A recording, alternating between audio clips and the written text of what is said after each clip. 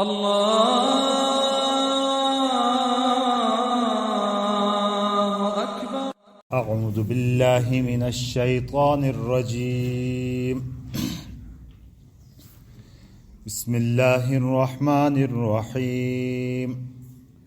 وَكَأَيٍّ مِّنْ آيَةٍ فِي السَّمَاوَاتِ وَالْأَرْضِ يَمُرُّونَ عَلَيْهَا وَهُمْ عَنْهَا مُعْرِضُونَ وَمَا يُؤْمِنُ أَكْثَرُهُمْ بِاللَّهِ إِلَّا وَهُمْ مُشْرِكُونَ۔ صدق اللہ العظیم۔ وَكَأَيٍّ مِّنْ آيَةٍ، اور کتنی ہی نشانیاں ہیں۔ کاف تشبیہ کا، ایون اور ایتن آپ نے پڑھا ہوگا کہ یہاں کم کے معنی کتنی، ایون ایتن، یہ کہتے ہیں کہ نون تنوین کو نون سے بدل کر یہاں لکھا جاتا ہے۔ وَكَأَيٍّ، اور کتنی ہی، یعنی بہت ساری، زیادہ بتایا جاتا ہے۔ من آیتن، نشانیوں میں سے، فی السماوات والارض، آسمانوں اور زمینوں میں، یمرون، مر یمر، چلنا جانا گزرنا، علیہا، ان کے اوپر سے ہو کے گزرتے ہیں، وہم، اس حالت میں کہ وہ حال انہا، اس سے، اس آیتوں سے، معرضون، اعراض کرنے والے ہیں، توجہ نہیں دیتے۔ یہاں حضور نبی اکرم صلی اللہ علیہ وسلم کی رسالت کے بارے میں جو پہلے بتایا گیا کہ آپ کی باتوں کو نہیں مانتے، آپ کے اوپر ایمان نہیں لاتے، یہ تو ایسے لوگ ہیں کہ اللہ کی نشانیاں کھلی ہوئی دیکھتے ہیں، آسمانوں اور زمینوں میں پھیلی ہوئی ہیں، جس سے پہلے بھی یہ بات گزر چکی۔ جی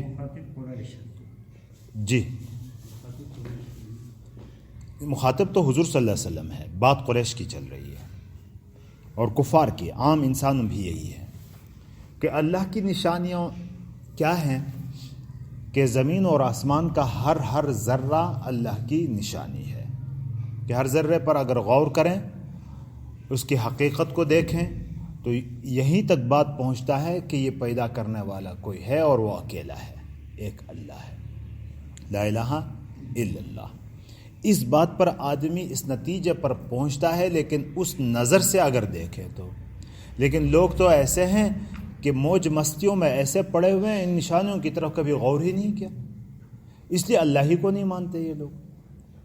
نبی کو ماننا تو دور کی بات ہے، اللہ ہی کو نہیں مانتے بہت سارے لوگ۔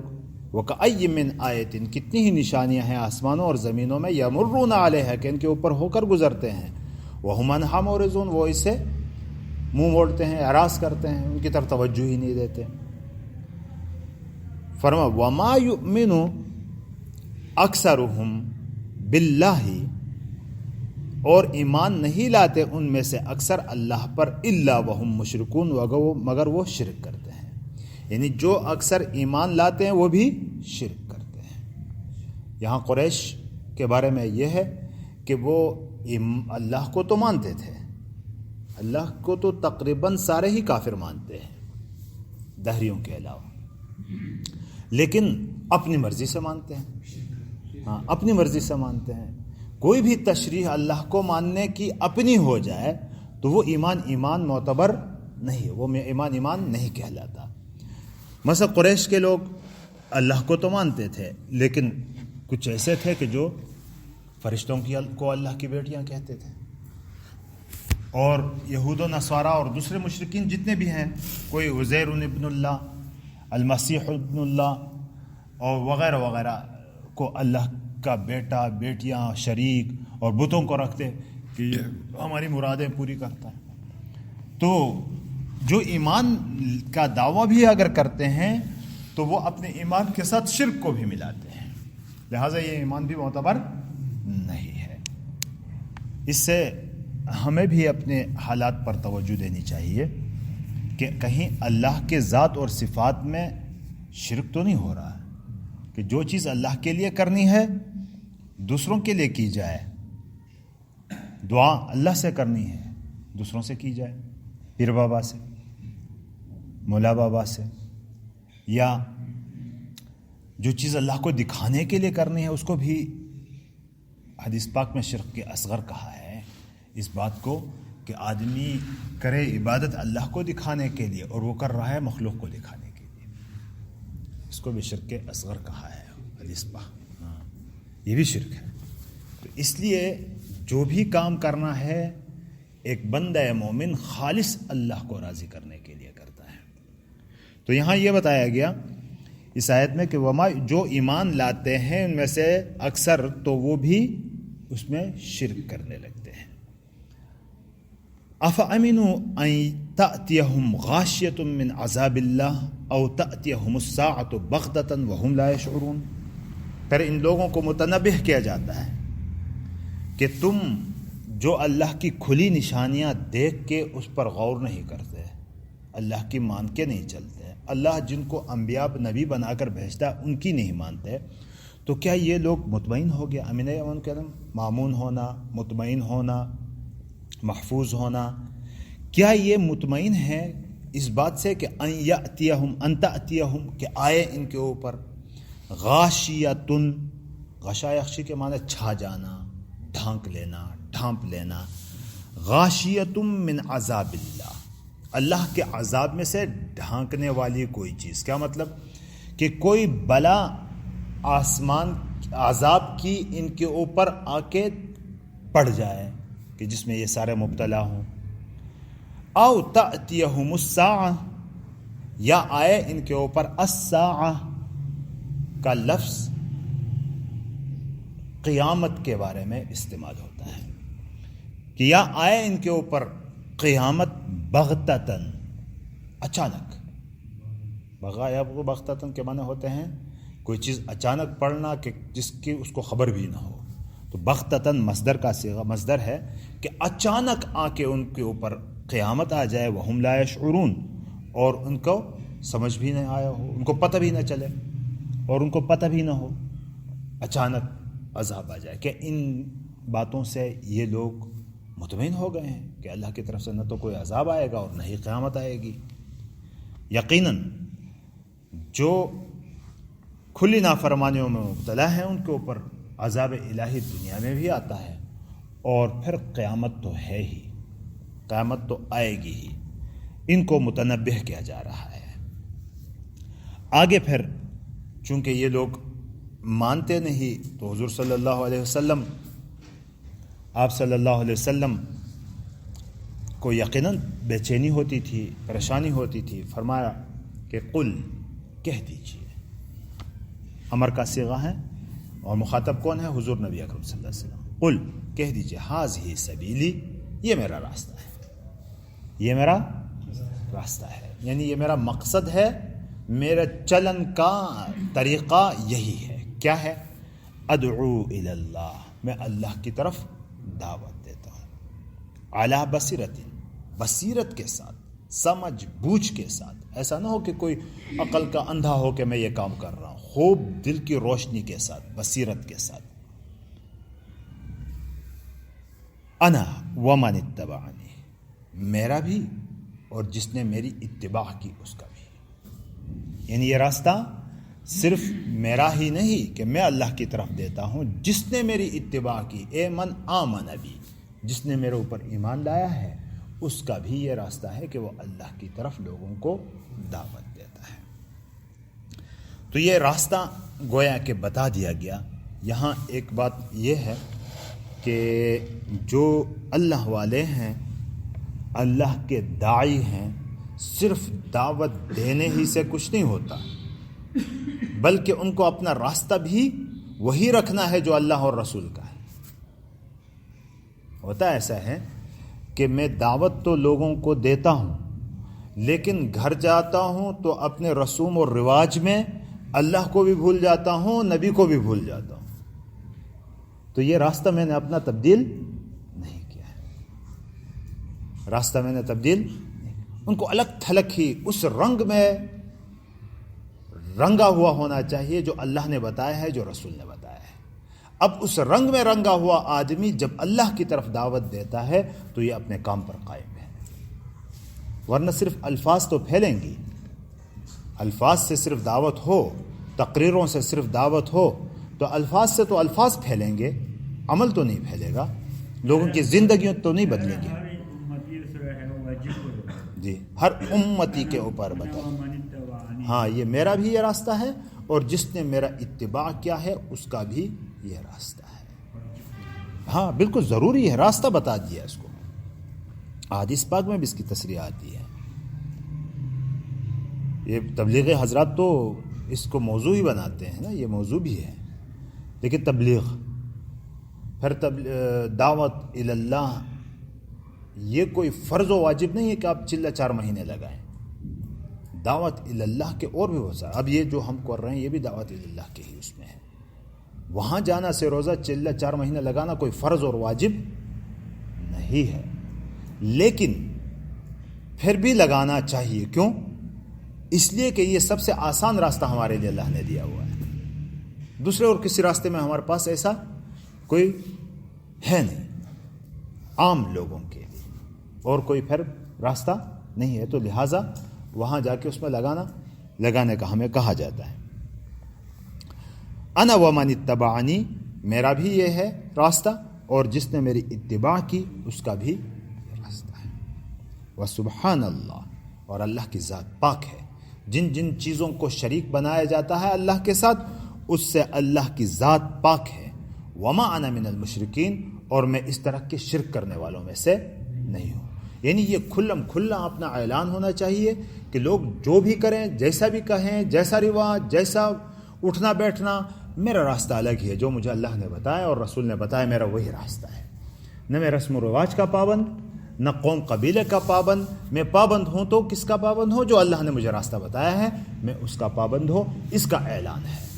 تو داعی بھی ایسا ہی ہونا چاہیے کہ جو اس بات کا اعلان اس کی طرف سے ہو، اس کی زندگی بتائے. باقاعدہ لاؤڈ اسپیکر میں اعلان کرنے کا مقصد نہیں ہے، اس کی زندگی بتائے کہ میرا راستہ ہی وہ ہے جو میرے اللہ نے مجھے بتایا ہے، جو میرے نبی نے مجھے سکھایا ہے، وہ راستہ ہے میرا. وما انا من المشرکین، اور میں مشرکین میں سے نہیں ہوں. اچھا، اعوذ باللہ من الشیطان الرجیم. وما ارسلنا من قبلک الا رجالا نوحی الیہم من اہل القری. وما ارسلنا، ما اور الا یہ تاکید کے لیے جمع ہو جاتے ہیں. اور جو بھی ہم نے بھیجے تجھ سے پہلے رسول بستی والوں میں سے، وہ کیا تھے؟ آدمی ہی تھے، انسان ہی تھے. نوحی الیہم، جن کی طرف ہم نے وحی کی، جن کی طرف ہم نے وحی کی. یہاں ایک اعتراض کا ان کا جواب تھا کہ وہ جو عام طور پر کہا کرتے تھے کہ بھائی اگر اللہ نے نبی ہی رسول ہی بھیجنا تھا تو پھر فرشتوں کو کیوں نہیں بھیجا کہ آدمیوں میں سے بھیجا؟ تو اللہ رب العزت فرماتے ہیں کہ یہ میری سنت ہے، میرا طریقہ ہے کہ انسانوں کی طرف انسان ہی رسول بنا کر بھیجا جاتا ہے. ظاہر ہے اس میں بہت ساری حکمت ہیں، ان میں سے ایک یہ ہے کہ اگر فرشتے کو بھیجا جاتا تو اس میں نہ خواہش ہے نہ کوئی تقاضے ہیں اس کے، تو ہم آسانی سے گناہوں میں مبتلا ہو سکتے تھے کہ بھائی یہ فرشتہ ہے، اس کے تو گناہ کرنے کی کوئی خواہش ہی نہیں، میں تو انسان ہوں، میرے اندر یہ خواہشیں ہیں. تو اللہ انہی میں سے بھیج دیتا ہے. لیکن فرق اتنا ہے کہ نوحی الیہم، وہ ہماری طرح ہے کہ انسان نہیں ہوتے، ان کا براہ راست رابطہ تعلق اللہ کے ساتھ ہوتا ہے. یہ فرق بھی ہے. ایک فرق یہ نہیں کہ رجال ہیں ہماری طرح، لیکن فرق اتنا بڑا ہے کہ ان کا براہ راست کنیکشن اللہ کے ساتھ ہے، وہ رسول ہیں اللہ کے. وما ارسلنا من قبلک، اور جو نہیں بھیجے ہم نے تجھ سے پہلے، الا رجالا، مگر آدمی، نوحی الیہم، ان کی طرف ہم نے وحی کی، من اہل القری، بستی والوں میں سے. افلم یسیروا فی الارض فینظروا کیف کان عاقبۃ الذین من قبلہم. تو جو رسول اس سے پہلے بھیجے گئے، نبی آپ اکیلے نہیں کہ آپ ہی کو تو ہم نے بھیجا اور اس سے پہلے کوئی رسول نہ آیا ہو. آپ سے پہلے بھی رسول آئے، انہوں نے لوگوں کو دعوت دی، دعوت قبول نہیں کی گئی، ان کا کیا انجام رہا؟ تو وہ تو آس پاس قریب قرب و جوار میں ان لوگوں میں مشہور ہی ہے. تو وہ جا کے دیکھتے کیوں نہیں ان کا انجام کیا ہوا؟ تو اپنے انجام سے ڈرتے کیوں نہیں ہیں یہ لوگ؟ افلم یسیروا فی الارض، زمین میں کیا ہی نہیں گھومے، زمین میں پھیرے نہیں ہیں کہ فینظروا، تاکہ وہ دیکھیں، کیف کان عاقبۃ الذین من قبلہم، کہ کیسا انجام رہا ان سے پہلے لوگوں کا. وَلَدَارُ الْآخِرَةِ خَيْرُ الَّذِينَ اتَّقَوْا، اور البتہ لام ابتدا کے لیے ہے، تاکید کے لیے، اور یقیناً آخرت کا گھر، دار گھر، آخرت کا گھر، خیرون بہت زیادہ بہتر ہے، للذین ان لوگوں کے لیے اتقوا جو اللہ سے ڈرتے ہیں، جو تقوی اختیار کرتے ہیں، ان کے لیے آخرت کا گھر بہت زیادہ بہتر ہے، کیونکہ تقوی کے بغیر آخرت کا گھر ڈراؤنا ہے، خوفناک ہے۔ جو تقوی والے ہیں ان کو جو گھر ملے گا آخرت کا وہ بہت ہی زیادہ بہتر ہے، اس کا مقابلہ دنیا کے گھروں سے، دنیا کے زندگی سے نہیں کیا جا سکتا۔ افلا تعقلون، کیا تم عقل نہیں رکھتے، کیا تم سمجھتے نہیں ہو اس بات کو؟ حتی اذا استیأس الرسل، یہاں تک کہ جب مایوس ہو گئے رسول، رسول جمع رسول کی، پیغمبر جب مایوس ہو گئے، کس چیز سے مایوس ہو گئے؟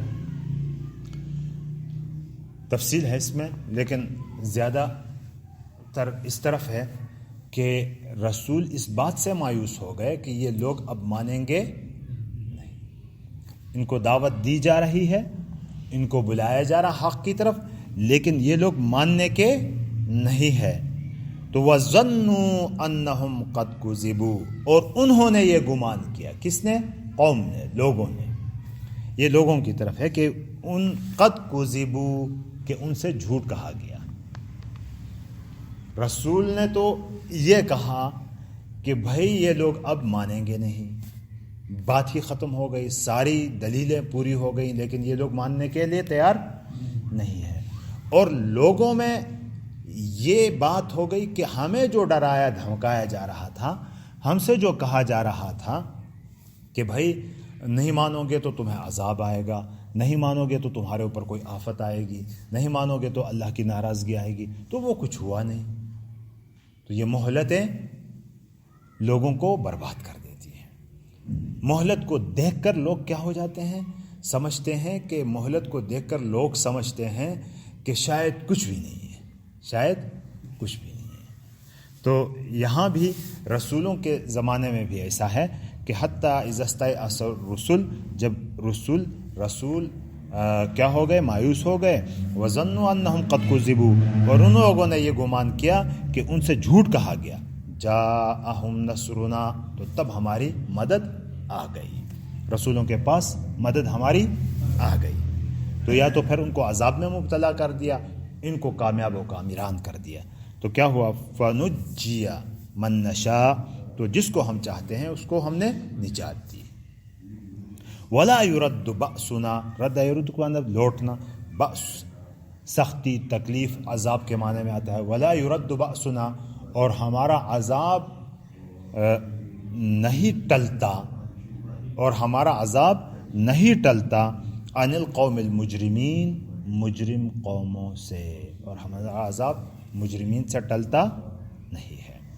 وَلَقَدْ كَانَ فِي قَصَصِهِمْ عِبْرَةٌ لِأُولِي الْأَلْبَابِ، اور یقیناً ان کے قصوں میں بیان کرنے میں، ان کے قصے بیان کرنے میں عبرت ہے عقل والوں کے لیے۔